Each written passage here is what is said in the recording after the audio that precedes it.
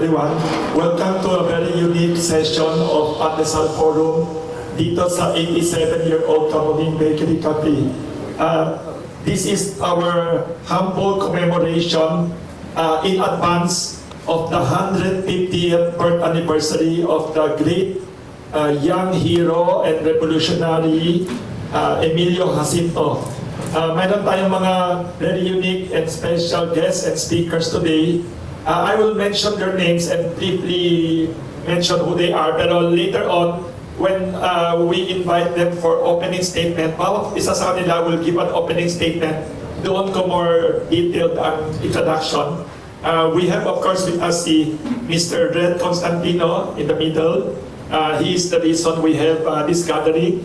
I'll tell you why mamaya. Then we have Mr. Eufemio Agbayani III, nandito, historian. And number 3, we have a great-great-grand-niece of Emilio Jacinto, Miss Melissa Galauran, over here, there. Then we have also another descendant of Jacinto, Attorney Dulce Unsalan, over here. And we have also Mr. Marvin Dona, the 5th generation descendant.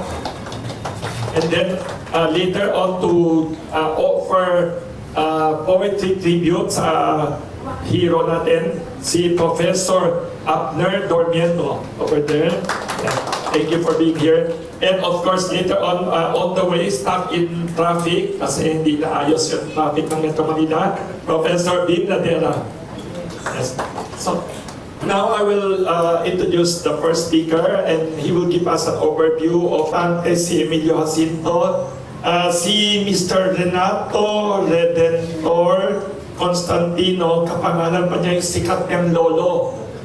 For people who love history or who are nationalists, many people grew up and nagkaroon ng consciousness about the true history of the Philippines by reading the great books of the grandfather Renato Constantino. Nickname niya Red.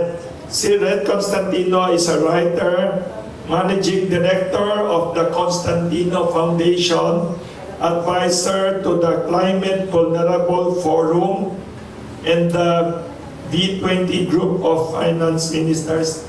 He is a well-known environmentalist, activist, historian.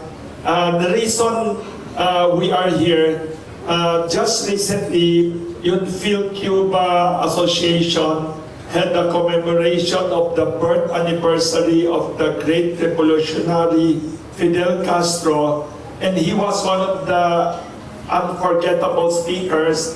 And then marami akong notes na kinopya while he was speaking. And then he mentioned, we should not forget the great hero Emilio Jacinto of the Philippines na magkakaroon ng 150th birthday on December 15. So that's the reason we are here. We'd like to invite Mr. Red Constantino to speak.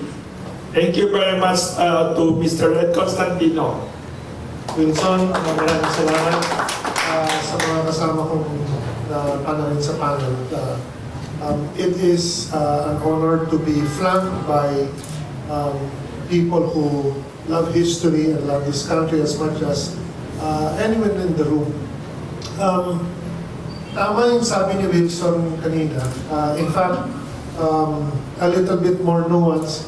I was invited to an event to mark the birthday of Fidel Castro. And I went there, not for the birthday of Castro, but to remind everyone who was there, why are you so ready to celebrate and remember the birth dates and anniversaries of foreign events and foreign heroes, however respectful or big their role was in history, when you cannot even find time to remember the greats that produced the Filipino nation. And one of them, at the top of the pantheon of the greats of the country, is Pinky Ann, Emilio Jacinto, whose 150th birth anniversary will fall on Monday, December 15. Ang sabi ko sa kanila, katulad ng sinasabi ngayon, nagbabangayan sa ating politika. Everyone is quarreling, arguing, fighting with one another, no? For reasons that are really dear to the Filipino. Because we're talking about plunder, we're talking about malgovernance, maldevelopment, and we're talking about all the issues that have frustrated our people. And yet, not one of them among those warring, including the November 30 events, really prepared to celebrate properly the 150th birthday of Emilio Jacinto.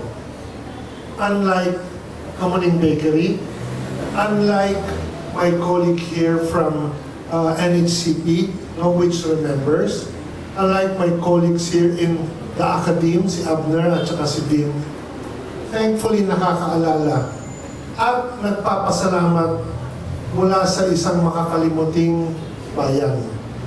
Emilio Jacinto is more, like Andres Bonifacio, is more than just a fighter, a revolutionary, a brave Filipino who fought against all odds. He was also, like Bonifacio, very much 100% an intellectual who wrote so much that is also still neglected today just because he wrote in Filipino, in Tagalog, and also because of what they call slim volume of his writings. But the slim volume of his writings actually represents the gateway, the bridge to many of our most prized intellectuals like Balagtas. And I'm pretty sure si Vim will be able to tell more about that bridge. No? But I'm here to just open to say, in particular, yung document na talagang pinalaganap niya, no? Yung tatlo sa marami niyang binanggit sa kartilya ng Katipunan. Yung una, sa gitna ng issues natin ng pagdarambong, mahalaga yung unang-una na nakalagay sa kartilya. No? Ang buhay na hindi ginugol sa mas malaking adhika ay parang punong walang lilim o di kaya'y damong nakamamatay. Now is the time to devote our lives for our people and our country. That's Kartilya's utos, no? Unang utos, unang kalatas. Yung ikapito, mahalaga rin. Anong sabi sa Kartilya? Sabi sa Kartilya, pumanig ka. Kasi ang sabi doon, ipagtanggol ang inaapi. Ipagtanggol mo ang inaapi. At kabakahin ang umaapi. Labanan ang mga api. Defend the oppressed and fight the oppressor. Something that we all need to do more of today. And the third is on yung ikawalong kalatas na kartilya. Ang yamang nawala ay mababawi at mababawi rin. Ngunit ang panahon na nagdaan ay hindi na maibabalik. So seize the day, do what you can for our people, and this is how we can pay tribute to our heroes. Turo sa atin lagi mga bayani natin, mali. Kasi pag tinuro ang mga bayani, laging mas magaling, mas gwapo, mas maganda, mas matapang. Hindi totoo yun. Pagkat ang mga bayani ng bayan natin, pareho lang natin ngayon. Marunong kabahan, marunong sumablay, marunong matawa, marunong umibig, may kaba sa dibdib, baka malandi, baka masayahin na makipagkasama sa iba, pero katulad lang natin sila. Kaya sila naging bayani ay dahil hindi sila mas sa atin, kundi nung kinailangan at tinawag sila ng bayan, sinagot nila kahit may kaba sa kanilang mga loob. Salamat po. Thank you very much. Next, number 2, we'd like to invite para bigyan tayo ng historical context, overview ng buhay ni Emilio Jacinto, and also maybe to announce a few siguro projects ng NHCP about Emilio Jacinto is Mr. Eufemio Agbayani III, historian siya ng National Historical Commission of the Philippines. Mr. Agbayani. Magandang umaga po. Sa ngalan ng Pambansang Komisyon Pangkasaysayan ng Pilipinas, nagpapasalamat po ako kay Sir Wilson Flores sa inyong pong paanyaya na makapagbahagi po tungkol sa aming mga hinahandang pagdiriwang po para sa ika-150 anibersaryo ng kapanganakan ni Emilio Jacinto. At nakakatuwa po, maganda po mailagay natin sa konteksto si Jacinto. Yung aming pong 10-year anniversary bilang NHCP, meron po kami mga special years every year. And for this year, ang 2025 para sa amin ay taon ng kabataan sa kasaysayan Pilipino dahil may mga kabatch si Emilio Jacinto, na kabataan pa lang nila, nag-alay na ng kanilang buhay para sa bayan. At gaya na sinabi ni Sir Red, tumugod sa hamon na maglingkod sa sambayanan. So kasama po ni Emilio Jacinto, si Gregoria de Jesus, no? Usually pinag-usapan ng asawa niya, Andres Bonifacio, pero meron siyang sariling ambag sa ating kasaysayan. And recently po, noong November, yung 150th birthday ni Gregorio del Pilar. So pero may malayo naman yun. So, nais ko pong ikwento yung buhay ni Emilio Jacinto sa paraan na pinopromote na rin namin kung saan magkakaroon ng mga seremonya ng pag-aalay ng bulaklak. No? Simulan natin sa Maynila. Although pinanganak po sa Troso si Emilio Jacinto noong December 15, 1875, yung monumento po niya ay nasa Cartilla ng Katipunan Park ngayon. So doon po magkakaroon din ng program. Kasama po natin ang City Government of Manila. Hindi po ganun kayaman yung pamilya ni Emilio Jacinto, although baka i-correct ako mamaya ni Ma'am Melissa, no? Pero at least according to the official history, hindi sila super rich. So, hindi sila katulad ni Rizal, ni Aguinaldo na elite. So, despite his humble beginnings, nag-aral siya sa Reclan. I think doon niya naging kaklase sina Quezon, sina Sumenya, Sumulong, no? And bata pa lang, pinakitaan na siya ng brilliance. So, kaya siguro sakto din, nasa Cartilla ng Katipunan Park na punta yung monumento, ay dahil na-realize ni Jacinto, so kamag-anak din kasi sila biglang nagsisalihan sa Katipunan. Sino nga naman i-recruit mo, kundi yung mga kamag-anak mo din agad, di ba, sa kakailang kumuha ng tagalabas. So, na-realize nila very limited yung membership natin. Tayo mga kamag-anak lang yan dito. So, Kamag-anak Incorporated. Kamag-anak Incorporated, dynasty bigla yung Katipunan eh. No? Kasi yan. Siyempre, ayaw natin ng dynasty, expand the membership. So, ngayon, kailangan dumami ang kasapi, kailangan ipalaganap ang Katipunan, and kailangan hindi lang tayo nagpaplano ng revolusyon na mapapalayas na tayo ng dayuhan. Kailangan palitan natin ito ng isang lipunan kung saan umiira ng katwiran, ang kaginhawaan, yung talagang may tunay na kalayaan. So, sa recruitment, kailangan po nila ng guide, yung Cartilla.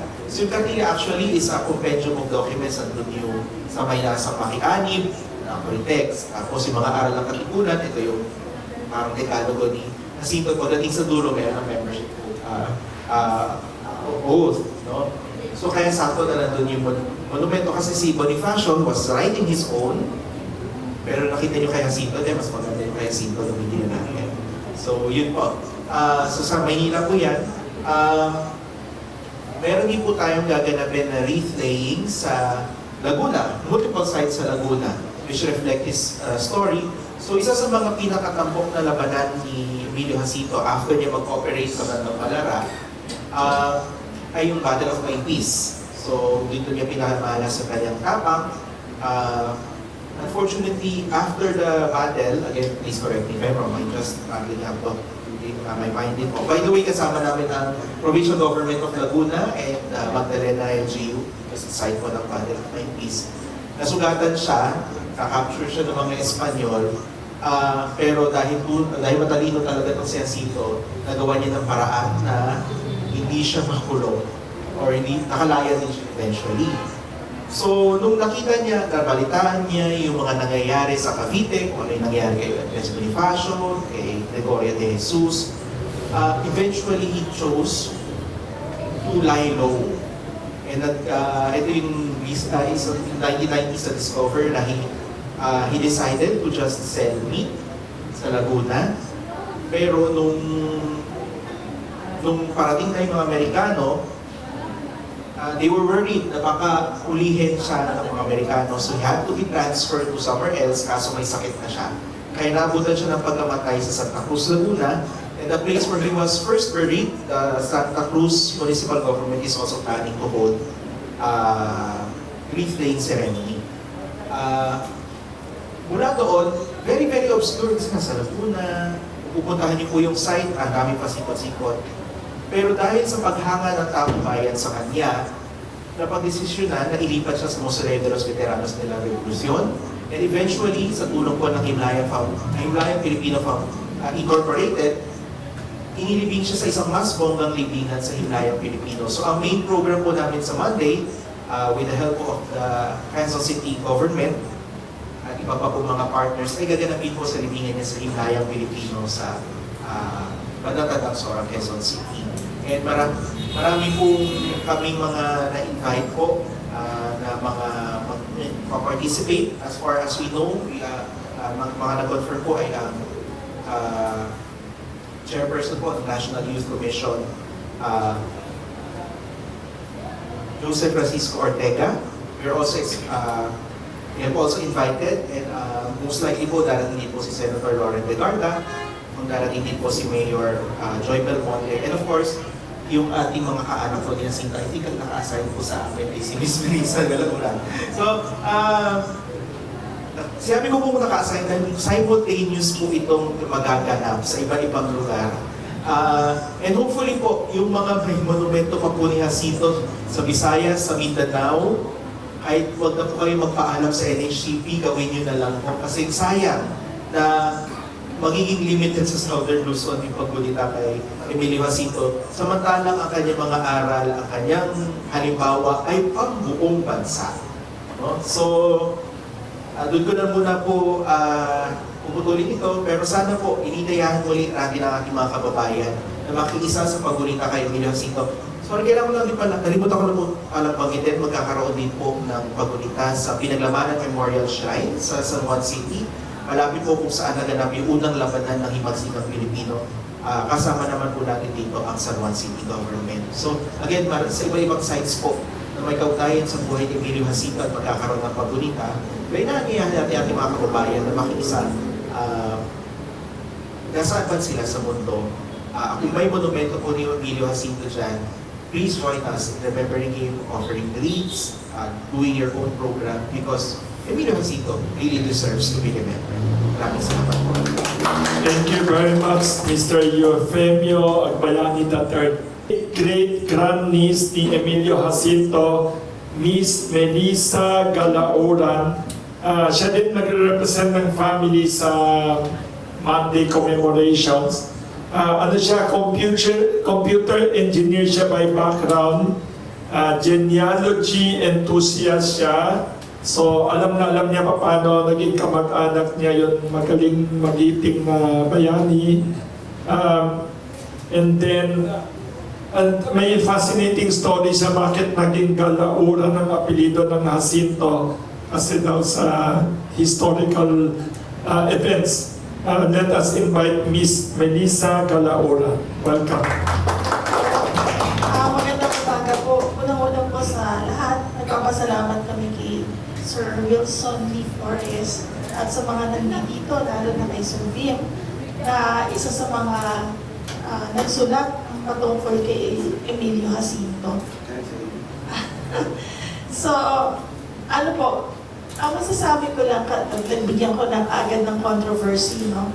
So, marami po kasing nagsasabi parang sidekick lang si Emilio Jacinto ni Andres Bonifacio. Pero ito po ang tatanungin ko sa inyo. Ano po ba ang kaibahan ng 1892 na Katipunan at saka 1895 na Katipunan? Napakalaki po ng pagkakaiba. Bakit po? Kasi noong 1892, wala pa yung primer ng Katipunan, ang kartilya ng Katipunan. Dahil si Emilio Jacinto po, 1893 lang siya sumama sa Katipunan. Therefore po, 1895, doon pa lang nag-start ang kartilya, yung pagbubuo nila ni Andres Bonifacio at saka ni Emilio Jacinto.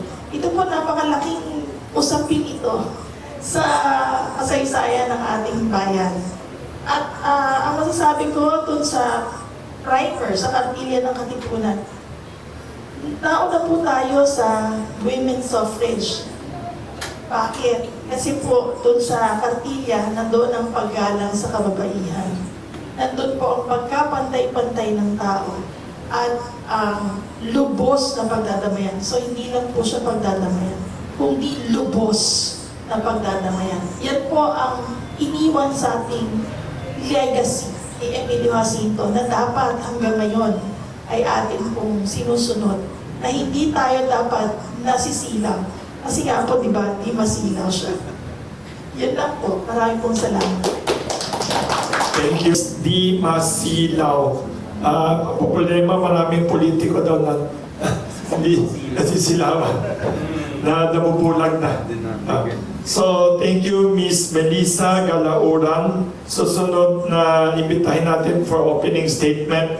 Another great-great-grandniece of Emilio Jacinto, Attorney Dulce Ponsalan. Magandang at makasaysayang umaga po sa lahat. Maraming salamat kay Sir Wilson at sa lahat ng mga narito at ang mga kaanak at ang mga nagmamahal sa bayan. Isa po sa mga sa kasalukuyang henerasyon pinag-usapan natin ito, especially si Tipi. Paano po natin ipapakita ang kahalagahan ni Lolo Miling sa kabataan ngayon? Isa po sa mga nagawa, pagsusulat ng mga tula, pagsusulat ng mga essay, at ang mga P-pop musical, katulad ng ito, ang aking son, ang Pingkian, na isa sa mga tinangkilik ng madla. Dito po, sa malikhaing pagtataguyod at ng buhay ni Lolo Miling at lahat ng kasama niya sa Katipunan, pinapakita po dito paano natin mararamdaman ang pagmamahal sa bayan, bakit natin kailangang piliin ang liwanag, hindi ang ningning. Kailangan din nating itaguyod ang kabuhayan or ang livelihood. Kasi po si Lolo Miling ay naging agripreneur at meat entrepreneur at nagtayo siya ng kooperatiba. So naisip po niya yon na kailangan din po ang kabuhayan ng mga revolusyonaryo aside from yung paglaban. Pangatlo, hindi siya napagod sa paglaban sa korupsyon, sa kadiliman, sa kahirapan, at kasakiman. At lahat ng ito ay nangyayari pa rin hanggang sa ngayon. Tayo na po ang hukbo ni Pingkian. Dahil tayo na ang nandito sa kasalukuyang henerasyon. At maganda po ang paggamit natin ng social media, ang paggamit natin ng standard media, ang liwayway na 103 years old na isiwalat ni Prof. Dim mamaya. Ang panaginip po sana ni Lola Pepa or si Josefa, ang nanay ni Lolo Miling Jacinto, ay maging abogado siya. Kasi nga, nabanggit kanina ni Yufi, sino ba yung mga kaklase niya, ng mga kilalang personalidad? Siya lang po ang hindi nakapagtapos ng abogasya, pero nagbalak siya na bumalik. At tutulungan po sana siya ni Apolinario Mabini. So ang tanong po sa amin, tumuloy ba kayo sa sumunod na mga henerasyon? Opo, ako po ay abogada, na scholar ng bayan, pareho po ni Jacinto. Ako rin po ay naging agripreneur, climate reality leader, kasama ni Sir Ed. At saka, ginagamit din po namin ang siyensya, ang magham, para po makatulong sa ating bayan. So, importante po yun na ang kanyang perspektibo, ang kanyang mga sinulat, ay magiging gabay natin. Dahil ito ay timeless. Maraming salamat po.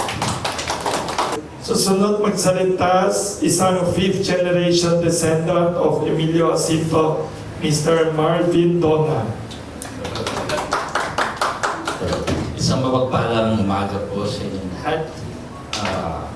Ang masasabi ko po sa Lolo Miling ay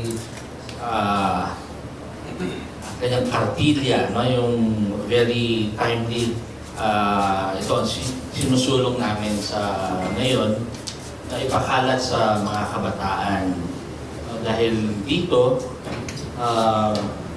very, sabi natin, sa ngayon na prevalent ang corruption, ang misinformation, fake news, saka yung meron tayong weakness in accountability.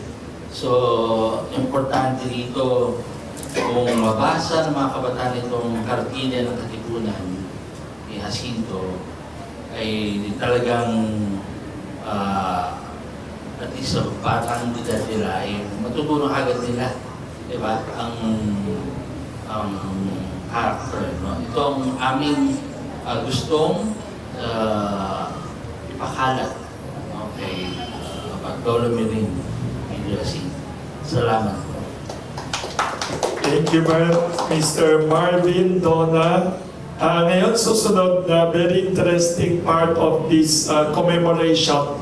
Kasi mahilig tayo sa hindi lang kasaysayan, sa literature. In-invite natin through the help of Professor Bim Nadera, si Professor Abner Dormiendo.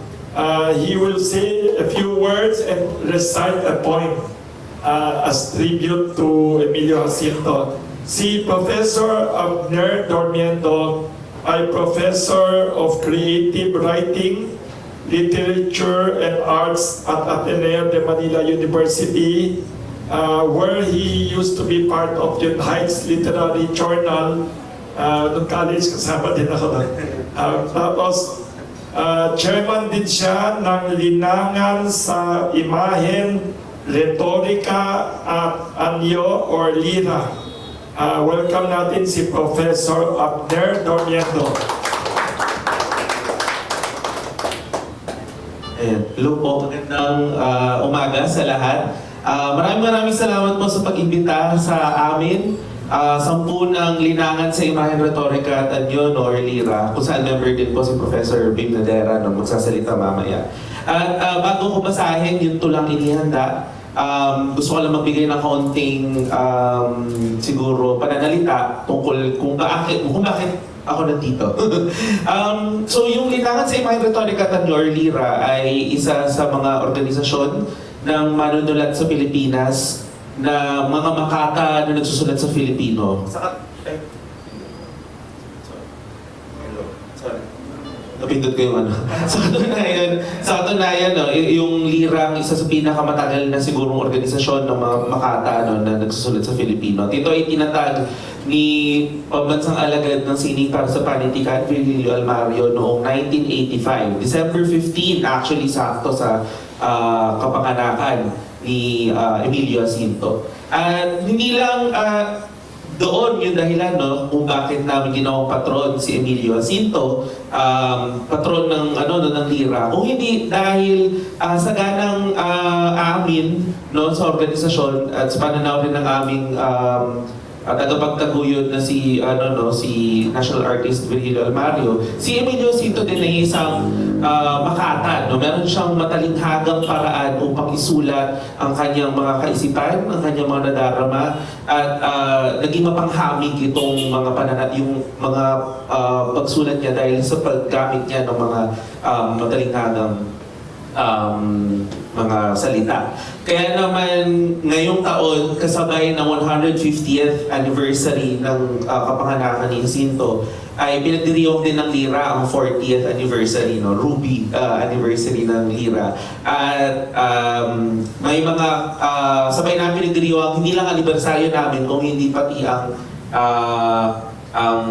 panganakan niya, no, ni Jacinto. Kaya may mga programa kami din sa 15, no, kasabay namin yung NHCB actually sa Himlayan sa umaga ng Lunes, kung saan mag-aalay din kami ng bulaklak, no, yung Lira. At in attendance, syempre, ating pambansang alagad ng sining si Sir Almario nga po. At meron din kami event, syempre, sa gabi. Marami, no, sa Lira ang naging patron. Actually, katunayan yung Pinkian ay isinulat ng isang Lira member, no, si Juan X. So talaga namang talagang pinipitakasin namin, no, si Emilio Jacinto. Hindi lang bilang isang bayani, kung hindi bilang isang manunulat din. At ang babasahin ko ngayon ay isa sa mga nabanggit na siguro nung bahagya no kanina. Ito ang sinulat ni Emilio Jacinto. So hindi sarili kong tula, no? Babasahin ko yung sinulat ni Emilio Jacinto. Pamilyar na siguro para sa marami, pero mas pamilyar kasi marami sa, sa kartilya ng Katipunan. Pero babasahin ko ay yung Ningning at ang Liwanag. Na sinulat niya noong 1896, kung tama yung alalaman ko. Tatayo ako para magbigay galang. Anong title ulit? Ang Ningning at ang Liwanag. Yes. Ang ningning at ang liwanag. Ang ningning ay nakasisilaw at nakasisira ng paningin. Ang liwanag ay kinakailangan ng mata upang pagwari ang buong katunayan ng mga bagay-bagay. Ang bubok, kung tinamaan ng nag-aapoy na sikat ng araw, ay nagniningning. Ngunit, sumusugat sa kamay ng nagaganyak na dumampot. Ang ningning ay maraya. Ating hanapin ang liwanag. Tayo'y huwag mabighani sa ningning. Sa katunayan ng masamang na ugalian, nagdala ng isang karwaheng maningning na hinihilan ng kabayong matulin, tayo mapupugay at ang sasaloob ay mahal na tao ang nakalulan. Datapway, marahil naman ay isang magnanakaw. Marahil sa ilalim ng kanyang ipinatatanghal na kamahalan at mga hiyas na tinataglay ay nagtatago ang isang pusong sukaban.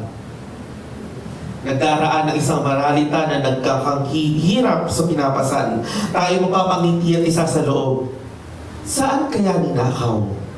Datapway, maliwanag naming nakita sa pawis ng kanyang noo at sa hapo ng kanyang katawan na siya'y nabubuhay sa sipag at kapagalang tunay. Ay, sa ating pag-uugali ay lubhang nangapit ang pagsamba sa ningning at pagtakwil sa liwanag. Yun lang po. Maraming salamat po. At hanapin natin ang liwanag yung pagkagana sa ningning. Thank you very much again, Professor Abner Dormiendo, for reminding all of us na si Emilio Jacinto ay hindi lang magaling na bayani, makata pa. Saka yung point niya, very relevant sa nangyayari ngayon sa headline sa balita sa Pilipinas ngayon. Kaya mag-ready kayo mga tanong ninyo para sa aming mamaya. Last but not the least, one of the persons helping aside from Mr. Len Constantino, si Mr. Bim Nadera help organize this. Magbibigay siya ng, mag-offer siya ng poem tribute. Si Professor Bim Nadera ay Professor at University of the Philippines, Diliman, Department of Filipino and Philippine Literature. Former director siya of the Philippine High School for the Arts in Laguna, and many others. Isa pang importante niya, advocacy, pioneer siya of poetry therapy in the Philippines. Sa mga may problema emotionally, physically, psychologically, even financially daw, sabi niya, spiritually, pwedeng poetry therapy, walang biro. We will have another session on that in the future here in Pandesal Forum with his very able wife. Let us welcome si Professor Bim Nadera. Salamat, Sir Wilson. Ang himagsikan galing sa salitong ugat ng pagsik.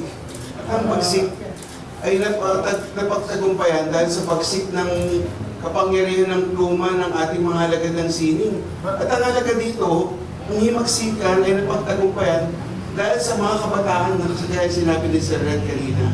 At yun siguro ang ngayon nakikita natin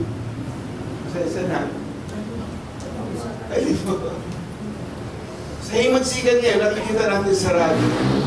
Nakikita natin yung boses Sama na tayo sa lumang tipunan, sa mga matatanda, nakasama ako, na nabiko. Parang nung kasama ni Senat sa dekada ng 80, sa EDSA Revolution noong 1986. At ngayon, yung pagkakamali namin, pilit itinutuwid din ng mga kabataan. Masaya na, ha? Noong ikatatlong buwan ng Nobyembre, nasa Luneta rin ako. Kahit malungkot lang, nahati rin eh. O konti na kami doon, tinuro-turo pa ako saan. Hindi na po tuloy dito, wala kayong permit.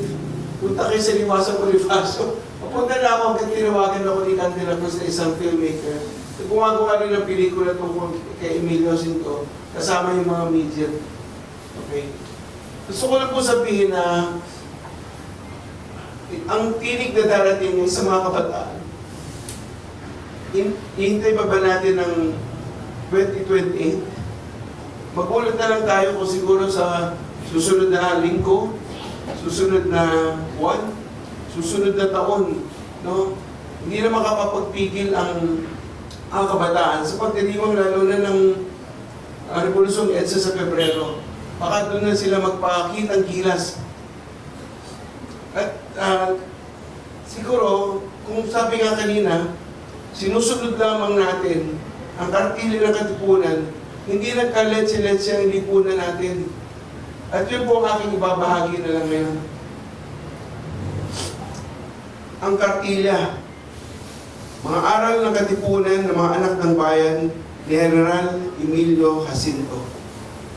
Una, kabuhayang hindi ginugol ang isang malaki at banal na kadahilanan ay kahoy na walang lilim, kundi damong makamandag. Ikalawa, ang gawang magaling na nagbubot sa pagpipita sa sarili ay di sa talagang nasang gumawa ng kagalingan ay di kabaitan.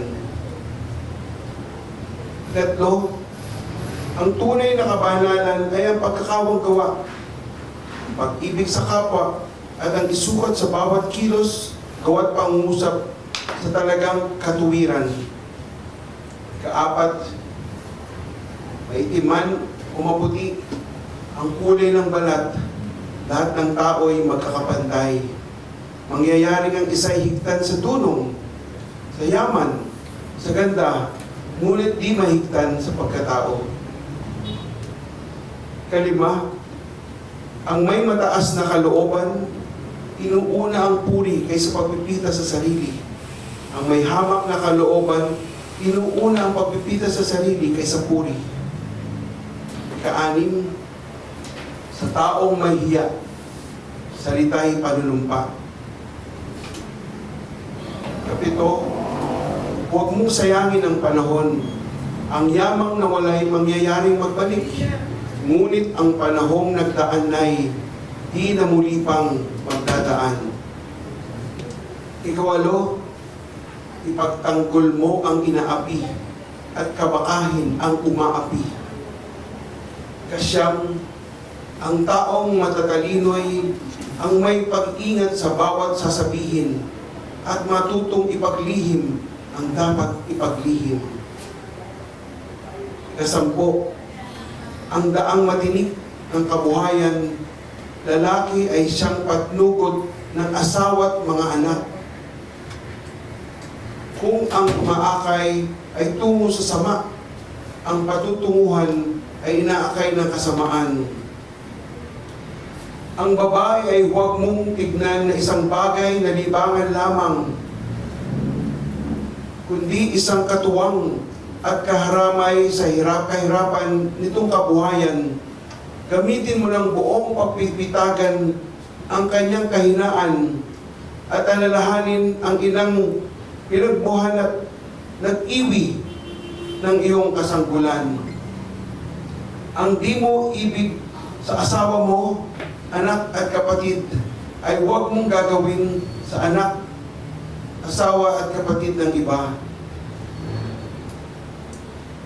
ang kamahalan ng tao ay wala sa pagkahari, wala sa tamos ng ilong at puti ng mukha, wala sa pagkanilit sa kahili ng Diyos, wala sa mataas na kalagayan sa balat ng lupa, wagas at tunay na mahal ng tao.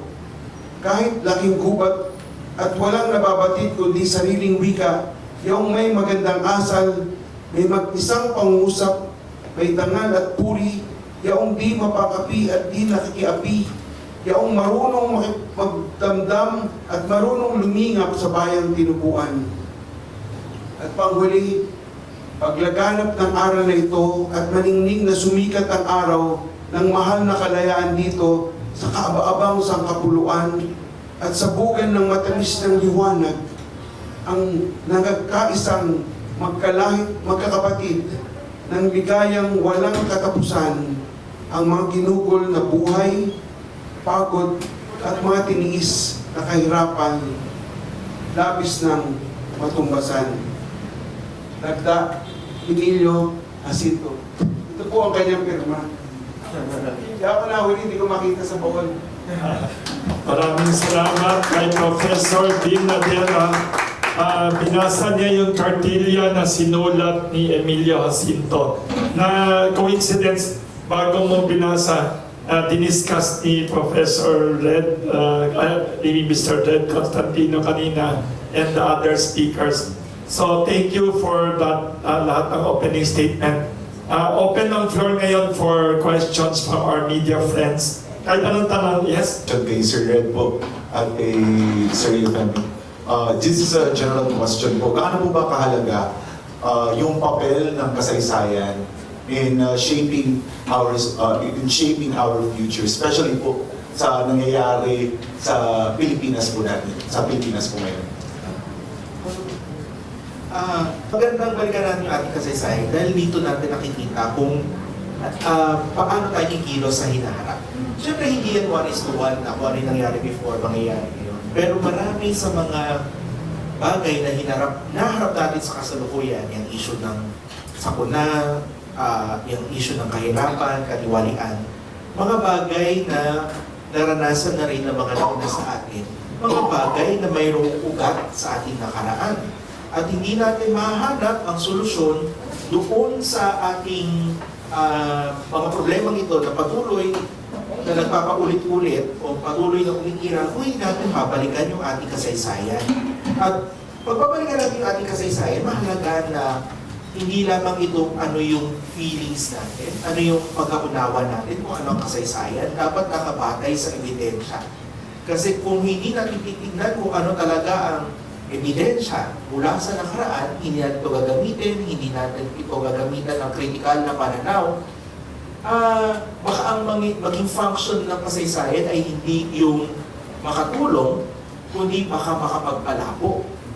Kaya kailangan yung critical na pagsusuri sa nakaraan, critical na pagtingin, ano ba yung mga nangyari sa nakaraan, ito man ay malayong nakaraan na panahon pa ng kolonyalismo, ito man ay mas recent na kasaysayan, maganda yung critical na pagtingin. At bagaman marami tayong mga profesional na historiador na magandang pakinggan o dapat pakinggan tungkol sa ating kasaysayan, yung proseso ng pagsulat ng kasaysayan, yung pagtingin sa mga sanggunian o bodies of sources, yung pagtingin yan ba ay totoo o hindi, yung paggawa ng konklusyon, yung pagsulat ng naratibo na kapanipaniwala, yan ay pwedeng gawin ng kahit sinong Pilipino.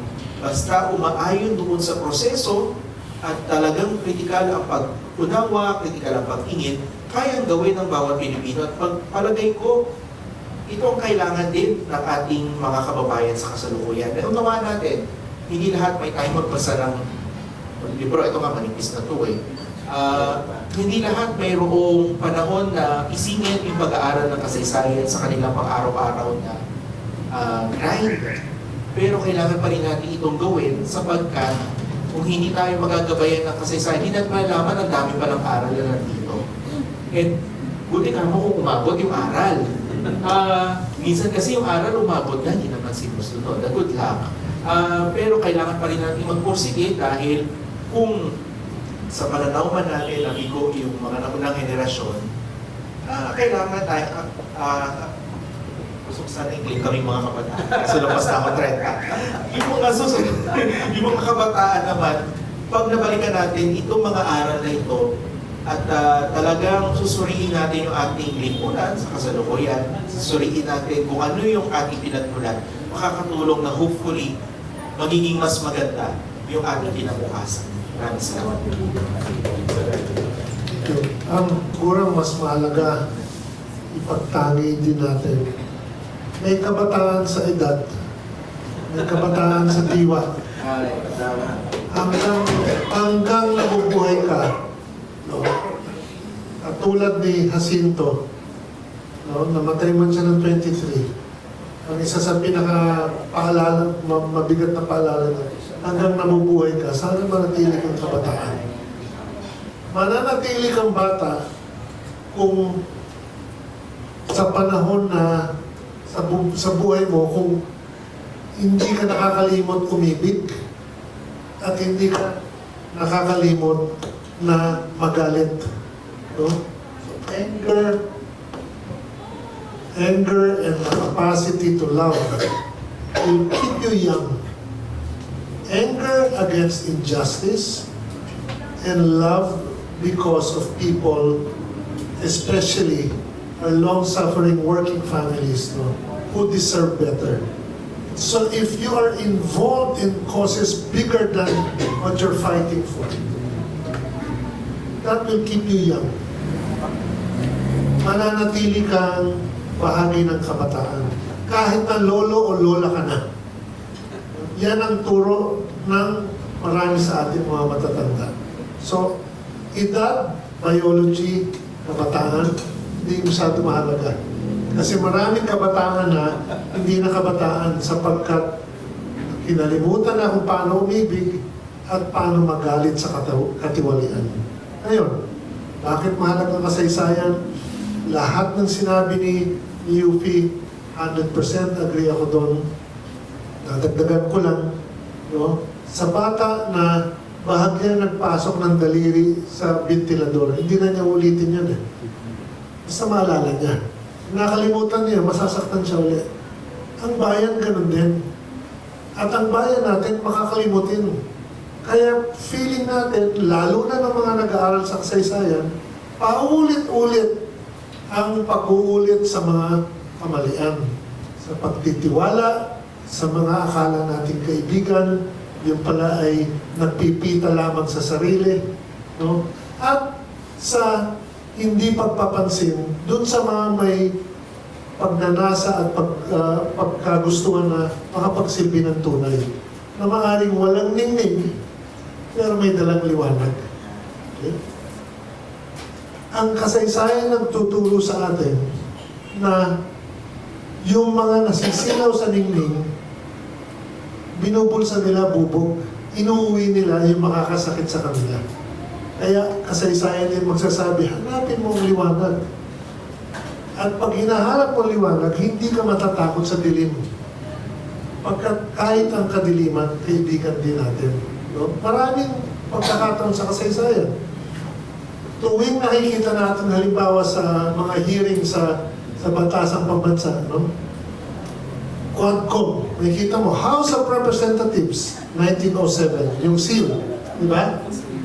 But if you know history, you know that 1907 is the year when the Philippine Assembly was inaugurated first. Our first taste of so-called American democracy. First taste natin yun, 1907, Philippine Assembly. Pero may rules yung mga Amerikano ng panahon yun. Pwede ka lamang mag-nominate at maboto kung sapat ang edad mo. Tama? Pero lalaki lang ang pwede. Mali. Hindi ka pwede mag-participate sa unang election of democracy experience natin kung hindi ka nagkaroon ng katungkulan sa ilalim ng mga Espanyol o mga Amerikano. Dapat nagsilbi ka sa kaaway. Ang pinakamabigat na rules nila noong 1907, you can only nominate or be elected if you held a certain property. Kung may yaman ka na mapapatunayan mo. No? Ibig sabihin, kung hindi ka mayaman, hindi ka kasali. So anong resulta? Only 1.41% of the population participated in our first so-called taste of American-style democracy in 1907.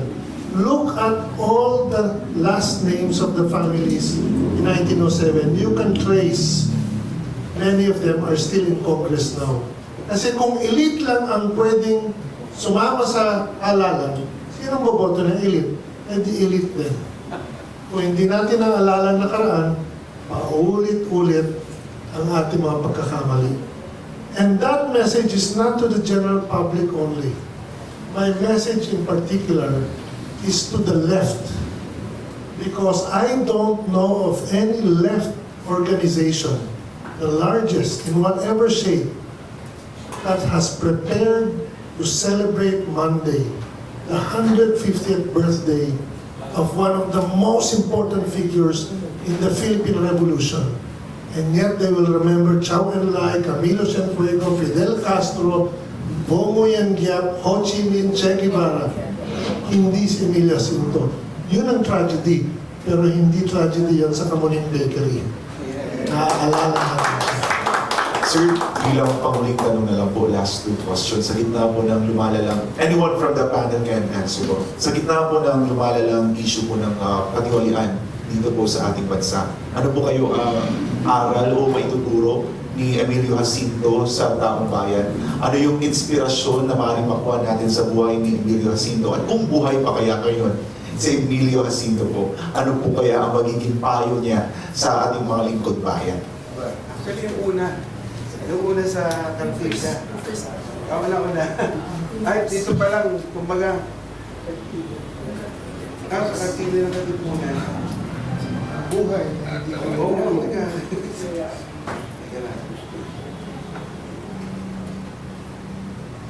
Ipinapala ko sana sa tulong ni Melissa at Ma'am Dulce na itong kartilya ipalukala sa Department of Education na or sa CHED na rin na gamitin sa pagtuturo sa halip na kung ano-ano pinag-aaralan natin banyagang paniniwala.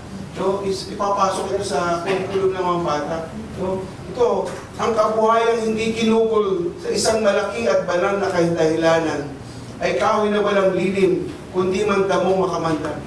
Doon pa lang, di ba, yung mga ghost project at iba pang mga kayamanang hindi may paliwanag kung saan galing. At hindi pinaghirapan. Parang punong walang lilim.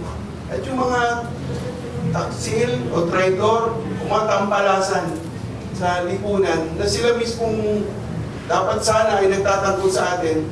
Nararamdaman niyo ang pamahalaan sa buhay ninyo? Sa kalusugan natin, di ba, ba't tayo kakasus ng napakalaki? Sa ibang bansa, libre ang serbisyo sa kanilang pagkalinga sa kalusugan dahil may papel ang ating pagbubuwis, ang pagbabayad ng buwis. Sa nangyayari ngayon, parang, di ba, parang ayaw na ng mga taong bayan tuloy na magbayad ng buwis. Kasi hindi na alam kung saan pupunta yung kanilang perang pinaghirapan. Eh doon pa lang sa isang aral, sa unang aral ng kartilya, nandun nalikom na ni General Emilio Aguinaldo ang ibig niyang sabihin. May dadagdag pa yata si Ma'am. Ay, Ako po, may dadagdag lang po ako. Dahil ito po ang lagi kong tinuturo sa aking mga anak at sa mga nakikilala ko. Unang-una sa lahat, pupunin ko rin yung sa kartilya, ang pagkapantay-pantay ng lahat ng tao. Kasi tayo po, nagkaroon tayo ng kolonyal na paniniwala na kapag ikaw ay nakaupo sa pwesto, powerful ka. Pero kung iisipin mo, nakapantay mo sila, hindi po ba magkakaroon tayo ng lubos na pagdadamayan? At kapag yun po ang ating inisip, ay isip niyo pa bang magnakaw? Dahil kung naroon ang pagdamay, hindi lang pagdamay ang hinihingi, kundi lubos na pagdamay. Mas ihigitan pa natin nun. Kung yun ang ating isa sa isip, at ang iisipin natin ay kapantay natin ang ating mga tinutulungan, tayo po ba ay hihipitin po ba natin sila? So yun po ang aking itinuturo sa aking mga anak at sa mga kabataang na aking nakikita.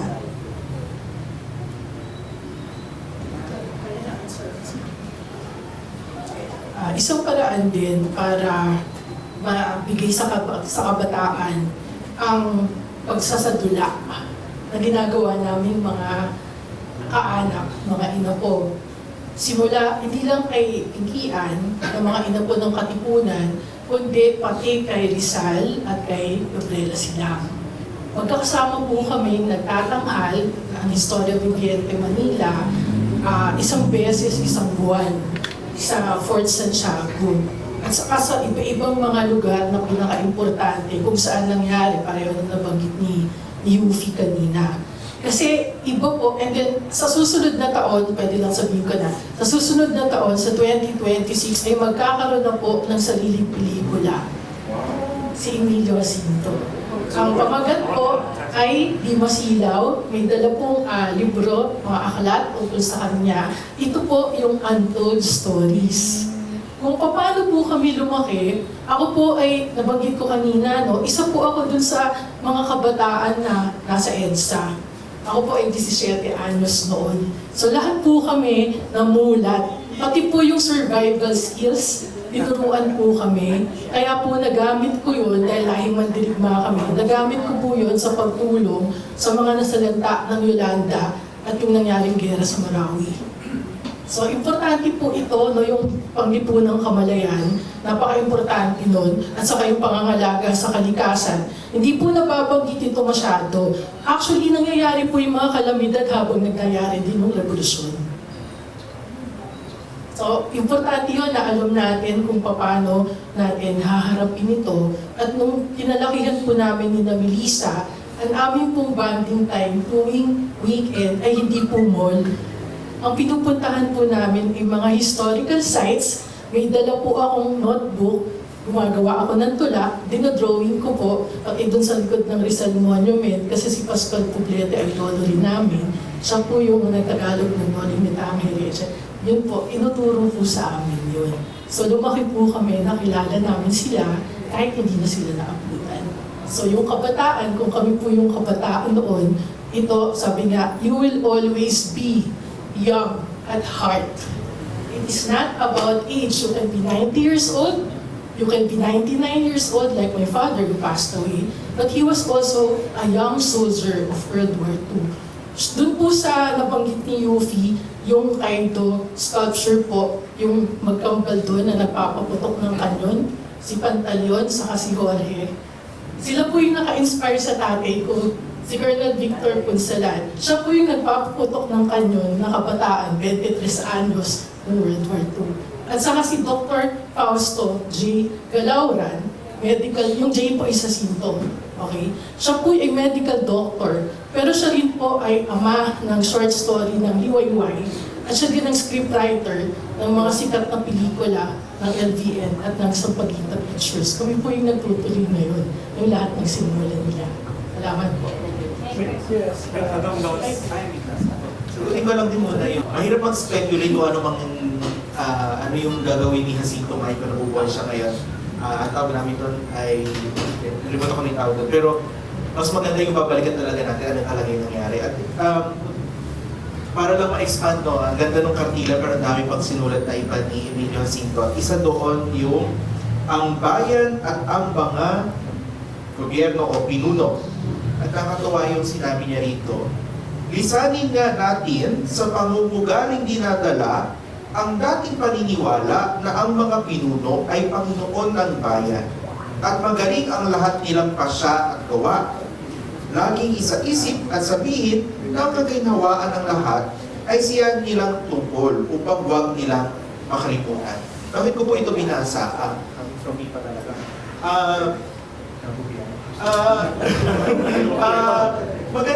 Magandang ang reminder natin sa ating mga kababayan. Ang mga leaders, binoboto natin yan. Tayo ang former president, tayo ang boss nila. May ginawang maganda, thank you, purihin natin. May ginawang masama, huwag naman sabihin natin na we disagree, we don't want that, ayaw namin yan. Bakit ko po ito binabanggit? Kasi ang mga pinuno natin, bihira if not never ka makakahanap ng agree ka 100% sa gusto nilang mangyari. At yung mga taong posibleng ganun sana, baka mga sinarisan na, sinahasinto na, teki na. So, ang tugon dito dapat ng ating mga mamamayan, yayamang na ipanalo na ng ating mga ninuno yung karapatang bumoto, yung karapatang magsalita, karapatang magbigay ng puro-puro, ay anuhin natin. Lubusin natin ang mga kalayaan, mga karapatan na ipinanalo ng ating mga ninuno. Huwag nating isushoot down agad kapag mayroong kritisismo sa mga patakaran ng ating pamahalaan. We accept feedback. And at the same time, kung mayroong maganda, i-recognize. Kung may hindi maganda, tuliksain. Huwag nating masamain kung may mga malalaking pagtitipon para mag-express ng saloobin yung ating mga kababayan. Huwag nating masamain kung medyo magkaka-traffic ng kaunti dahil sa kanilang pagtitipon. They're just exercising their rights and they're just exercising what Jacinto said here. Kailangan ipaalala sa mga pinuno na sila ay naglilingkod para sa kaginhawaan ng bayan. At hindi sila mga Panginoon ng bayan, sila ay mga lingkod ng bayan, mga lingkod bayan. So, sa mga civil servants at sa mga government officials, yan ang magandang reminder mula kay Emilio Jacinto. Ang mga pinuno ay hindi Panginoon ng bayan, sila ay mga lingkod na pinili para magdulot ng kaginhawaan sa bayan. At the moment na hindi nila tungtin ang tungkuling ito sa mga paraan na itinatadhana ng batas, pwede naman mag-request ng redress o kaya pagdating ng eleksyon, pumili ng iba na sa kanilang palagay ay makakapagdulot ng kaginhawaan. Maraming salamat. Sir, additional question. Pasensya na. Sir, kanina pa Sir, sa tingin po ninyo, yung mga pinuno po ngayon ay kulang po ng History 101? Siyempre, hindi ako pwede sumagot dyan. Kaya sila na. Lahat sila ay kulang at lahat sila ay magiging mas mabuting pinuno kung mas siniseryoso nila ang kasaysayan. Ang problema lang, kung siniseryoso nila ang kasaysayan, marami sa kanila ay magbibitiw dapat sa tungkol. Thank you, sir. Sikat na editor si Mr. June Alvin.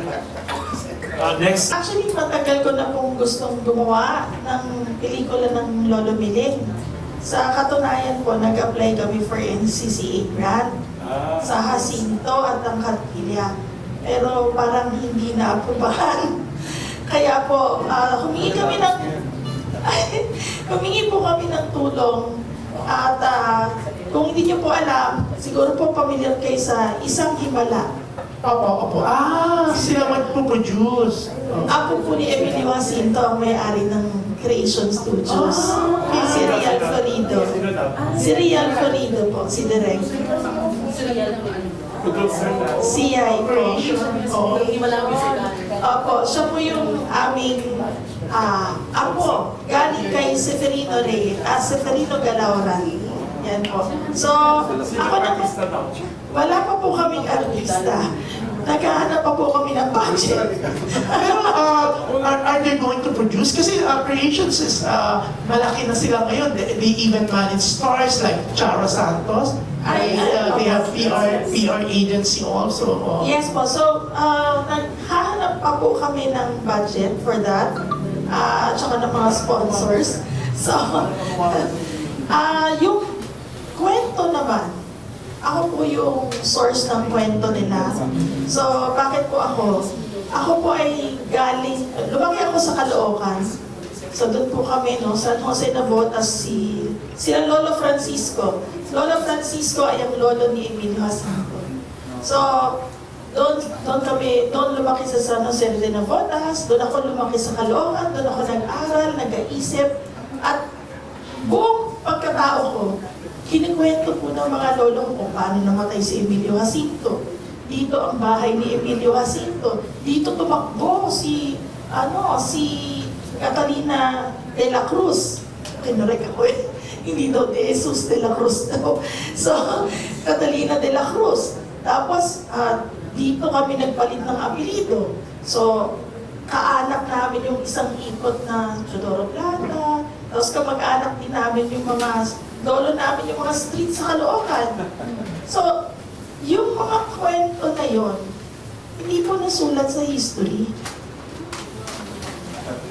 So, pasalamat ako kay Lolo Fausto.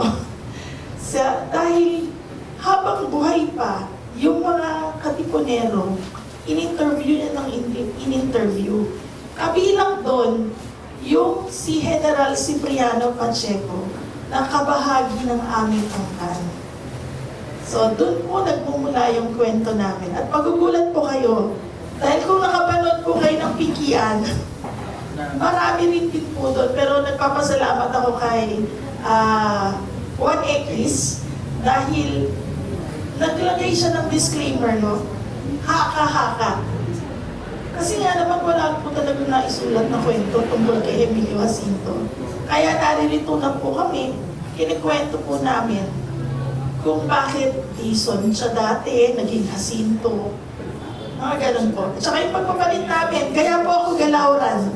Kasi po, ang lolo ko ay Jacinto at nagpalit ng Galauran. Yan po. Yeah. Oo nga po pala. Libro po ako, no? Yung pong Jacinto at ang Cartilla. Tapos may bago ako yung Di Masilaw. So English to. Ay, So habang wala pa yung pelikula, bilang bahagi po ng mandato ng NHCP na ipalaganap ang kasaysayan ng ating bansa, I think this is in 2017 pa po ito naka-upload sa YouTube. Isang dokumentaryo, Utak ng Katipunan. Search niyo po NHCP's Emilio Jacinto, Utak ng Katipunan documentary film. We will re-upload this siguro Monday para po mas madaling hanapin. Ang gumanap po na Jacinto ay si Gerald Santos. Ang nagna-narrate ay si EJ Manotoc. So, this is talagang inisian lang ito. Nasa 24 minutes lang po yung haba. Dahil ang gusto kong gawin ng NHCP sa mga ganitong dokumentaryo, kasya sa loob ng klase. Ibig sabihin kasi di ba ang klase ngayon ng Araling Panlipunan, hindi ako sure kung ganito pa rin yung nangyayari. 3 times a week mag-meet, 40 minutes per meeting. Ang ikse. So kailangan yung mga documentaries namin as much as possible, we need to fit that timeline para maging useful sa mga guro. And yun po, so mga bahagi po ito ng pagpapalaganap natin ang buhay ni Emilio Jacinto, yung pagbubuo ng mga dokumentaryo. And recently din po nakakatuwa, yung Tanghalang Pilipino naman, gaya na nababanggit na Tony Dulce, ay nag-produce naman ng isang musical, na tungkol naman din sa buhay ni Emilio Jacinto, ang pamagat ay Pintian. Ang gumanap po ng Emilio Jacinto ay si Vic Robinson. At napanood ko ito nung first run ito, napakahusay. At sa katunayan po, as part of the program sa Himlayang Pilipino, may isang excerpt po ng musical na kakantahin doon sa Himlayang Pilipino. So marami po mga malilikhaing paraan para ipakilala si Emilio Jacinto. Yung isang report kung saan ko bahagi, Project Saysay, we do distribution ng mga posters na mayroong mukha niya, mayroong quotes tungkol sa kanyang buhay, and total naglalabasan na tayo ng mga libro. Ayan. So, yun po talagang unang inimbitahan ni Mr. Wilson, si Doc Xiao Chua. Pero hindi siya available. So, siya na lang yung proxy, yung libro. So, may 2 volumes po ito, may mga yung episodes niya before ng Showtime, ginawang libro, may mga illustrations. Eh nakakatuwa kasi ang unang-unang chapter ng first volume ay tungkol kay Emilio Jacinto. Yun po. So, available din po siya sa Shopee. May dalang pong copy dyan sa mga gusto pong bumili. Pero, Project Saysay ito ang hindi sa NHCP. 300 yung isang volume, 600 na yung dalawa. So, ang gusto po nang mangyari na aking mga orgmates dito dahil full color po siya. Hindi ko ma-teachers dito pa lang sa libro, ang dami ng visuals. Kasi isang hamon. Kaya siguro natanong ni Sir yung pelikula, ang hirap kasi magturo ng puro text. Ngayon, ang mga henerasyon namin na, kinay ko na, yung mga medyo recent na henerasyon kasi mas visual ang pagkatuto. Mas gusto nilang nakikita yung mga bagay-bagay. Kaya rin siguro daw uso yung mga AI na nire-regenerate ng mga nangyari sa kasaysayan. But that's an issue for another time. So maganda yung mga ganitong efforts. Yung pelikula, mga musikal, mga dula, mga libro na punong-puno ng illustrations para maingganyo yung ating mga kababayan na balikan yung ating kasaysayan. May dadagdag lang. May dadagdag lang po ako kasi nagpapasalamat ako sa Project Saysay. Ayan, Sir Yufi. Ayan, nagpapasalamat po ako sa Project Saysay dahil noong mga panahon na ayaw kong lumabas bilang ina po ni Emilio Jacinto, si Ian Alfonso po, ang sabi niya sa akin, pag hindi ka lumabas, may utang ka sa bayan. Nahiya po. Mahihain po kasi ako talaga. Tapos po, gusto ko rin po kunin itong pagkakataon na to na banggitin yung mga nagdadaos din ng 150 years. Hindi lang naman po si Gregorio de Jesus, Gregorio del Pilar na kilala natin. Sasama ko rin po si Cipriano Pacheco at saka si Espiridiona. Kasi December 14 si Espiridiona. Opo. Babati ako kay Susan Mayer. Hi, Ate Susan. Ngayon po, siya naman po ang ina po ni Espiridiona. May distansya si Rizal sa atin. Pagkat ninaatupag natin, 10 ang kulay ng brief niya. No? At kung ano-ano ang... At parang siya lang ang mahalaga. Si Rizal ay napakahalaga. Pero kung siya ay nandito, sasabihin niya, hindi lang ako ang bayani ng bayan natin. Diba? Kaya ako rin, may hesitation. No? Of course, ubusin na muna ako, I have to say, both sides of my families were detainees during martial law. I have to say that because the next thing I will say is, it's the reason why I am not comfortable and often do not like yung discourse na never again and never forget. As if history only began in 1972. As if the atrocities of martial law, our privilege should be privileged above everything else that went before. And that's also why we forget our history. Kaya walang Emilio Jacinto masyadong diskusyon. Pagkat martial law lamang ang naaalala. Parang pag tinanong mo, ano nangyari in 1971? Oo nga, no? At bago nung Second World War. No? So to remember is to remind ourselves who we are. And so, Emilio Jacinto, buhay? Oo. Yung mga tao na nagtatanggol sa katutubong puno natin, no, are just as important as those rallying against plunder. We often hear nowadays people saying, South China Sea, West Philippine Sea, atin yung mga Islam yan, layas ang China and so on. Sure, that's all correct. Pero the same people na hindi nalasahan, hindi na amoy, hindi na tikman at hindi na silayan yung mga Islam pagbibigyan natin ang buhay natin, hindi gagawa ng paraan para hindi maputol yung katutubong puno sa likod ng kanilang bakuran. Hindi aasikasuhin yung estero na winakwak na ng napakarami henerasyon. Sovereignty rin natin yun eh. Diba? So, our heroism needs to be defined more than just as a response to foreign oppression. It needs to be about nation building, about caring for our native trees, caring for our native plants, and also trying to keep the memory of our heroes alive. So, buhay pa si Jacinto, kung buhay si Jacinto, as long as we remember him and we make the Cartilla a living document. Lahat dapat gumagampan sa papel ni Jacinto. Kasi pareho lang niya tayo. Siguro may pagkatsope, siguro paminsan-minsan may landi, marunong umibig, marunong magalit, marunong mangarap. Parang tayo.